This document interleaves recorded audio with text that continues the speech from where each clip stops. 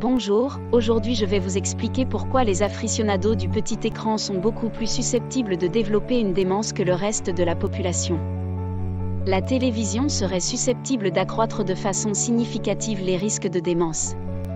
Le fait que la sédentarité et le manque d'activité accroissent de façon considérable est certaine. L'apparition de démences telles que la maladie d'Alzheimer a été solidement établie depuis déjà plusieurs dizaines d'années. Toutes les études scientifiques récentes sérieuses le confirment. Des chercheurs des universités de Californie et d'Arizona ont imaginé une étude afin de déterminer si la télévision et l'ordinateur étaient susceptibles d'avoir un impact similaire. Pour ce faire, 146 000 individus de plus de 60 ans ont répondu à un questionnaire durant 12 années en moyenne. Les questions étaient simples, ils devaient spécifier s'ils utilisaient peu, moyennement ou beaucoup un téléviseur et un ordinateur. Et aussi à quelle fréquence. Ils devaient aussi indiquer leur niveau de pratique d'une activité physique.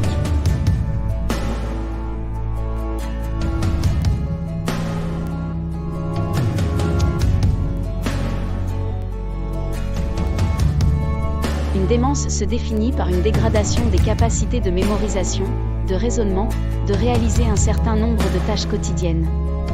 Chez les adeptes invétérés du petit écran, le risque de démence s'est accru de 28%. Dans le même temps, chez les utilisateurs d'un ordinateur les plus fervents, cette prévalence a au contraire diminué de 30%. Cette étude suggère que le risque de démence n'est pas associé avec le temps passé assis en soi, mais avec la nature ou le contexte de l'activité sédentaire.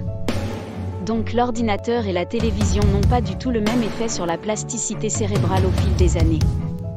Je retiens une leçon à en tirer, lorsque l'on conseille au public de limiter le temps d'écran, il faut avant tout faire la part des choses, se demander si leur utilisation induit un comportement actif ou passif. Il faut que cette réalité s'impose enfin dans les esprits, le maintien d'une activité intellectuelle permet de réduire de façon drastique le risque d'apparition de maladies neurodégénératives telles que Alzheimer. Dans le monde, 55,2 millions d'individus sont atteints d'une telle maladie. En France, on dénombre 900 000 malades environ et ce chiffre devrait atteindre selon une estimation 2,1 millions d'individus. Dire que la situation actuelle est particulièrement prégnante et préoccupante est un euphémisme. En plus de l'ordinateur, jouer de la musique ou s'adonner régulièrement à des phases de lecture stimulantes sont deux activités qui protègent de façon particulièrement efficace du risque d'être affecté par cette pathologie. Une autre pratique a aussi un effet particulièrement sur le cerveau mais aussi sur de nombreuses autres pathologies, l'activité physique pratiquée de manière régulière. Ces effets protecteurs sont tels que j'irais même jusqu'à affirmer qu'il s'agit d'un véritable élixir de jouvence. Donc pratiquer une activité physique est bon pour la forme, c'est un fait connu depuis longtemps mais aussi sur le cerveau comme l'ont démontré des connaissances découvertes récemment. On comprend de mieux en mieux les mécanismes moléculaires sous-jacents qui interviennent lorsque l'on pratique une activité physique. Il se dessine 3 mécanismes permettant d'améliorer la fonction cognitive. Prévenir les déficiences neuronales.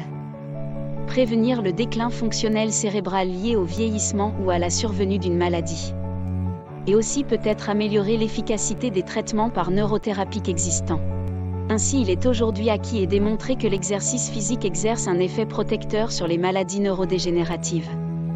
Elle induit une amélioration flagrante du sommeil, de l'état d'esprit et de la fonction cognitive. Beaucoup de recherches actuelles se polarisent sur une corrélation entre l'activité physique et des effets neuroprotecteurs. On comprend de mieux en mieux les mécanismes moléculaires sous-jacents qui interviennent lorsque l'on pratique une activité physique. Il se dessine 3 mécanismes permettant d'améliorer la fonction cognitive. Prévenir les déficiences neuronales. Prévenir le déclin fonctionnel cérébral lié au vieillissement ou à la survenue d'une maladie. Et aussi peut-être améliorer l'efficacité des traitements par neurothérapie existants. La neurogénèse dans le cerveau adulte survient via le phénomène de différenciation des cellules souches en neurones. Des études menées entre 1990 et 2000 sont à l'origine d'un véritable cataclysme dans le monde feutré du microcosme scientifique. Stupeur, l'impossible devient réalité, de nouveaux neurones peuvent se développer dans le cerveau adulte, principalement au niveau de l'hippocampe. Chez l'adulte, cette minuscule zone du cerveau diminue en volume avec l'âge, mais on observe également le phénomène inverse chez des sujets pratiquant une activité régulière et avec une intensité suffisante. Cela ouvre la voie à des perspectives stupéfiantes et pleines d'espoir dans le traitement des maladies neurodégénératives. Le cerveau, cet inconnu, regorge encore bien des mystères. Intuitivement, je suppute que des phénomènes quantiques sont certainement à l'œuvre lors de certains processus psychiques. Les grandes religions devraient bâtir des laboratoires scientifiques destinés à l'étude de ces phénomènes, à se lier à la vie artificielle et à l'intelligence artificielle. Le rôle qu'elles auront dans les prochaines années sur la société en dépend. Les sociétés qui rejettent les nouvelles connaissances de façon catégorique et dogmatique s'exposent à une diminution drastique de leur aptitude à influer de manière utile et significative sur leur époque. Les événements historiques ont montré que le rejet catégorique des phénomènes spirituels était tout autant stérile et réduisait la réalité de façon caricaturale. Comment l'activité physique booste-t-elle notre cerveau ?